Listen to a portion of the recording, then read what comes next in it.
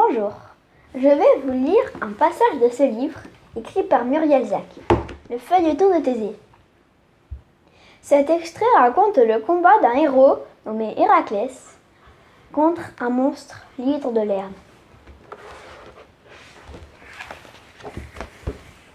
D'un geste, Athéna indiqua à Héraclès un trou entre les racines de l'arbre. Elle habite là. À toi de la faire sortir. Si tu l'attaques par surprise, tu devrais parvenir à la terrasser. L'hydre, attiré par le bruit, surgit aussitôt hors de sa tanière. Héraclès se rua sur elle, l'épée en avant. C'était un abominable serpent à 10 têtes. Les gueules béantes de l'animal étaient terrifiantes. Mais Héraclès ne semblait pas impressionné. Il trancha net une première tête. Horreur! À la place de la tête qu'il venait de décapiter, 3 autres repoussèrent instantanément. Il en coupa une autre, mais la chair repoussa encore avec 3 nouvelles têtes au bout. Cachés dans les buissons, Thésée et Conidas assistaient terrorisés à ce combat sans fin.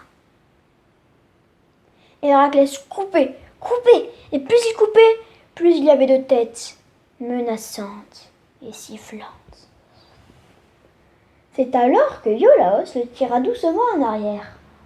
Pendant qu'Héraclès engageait le combat, Iolaos avait mis feu à un petit bosquet. Il brandit un tison enflammé.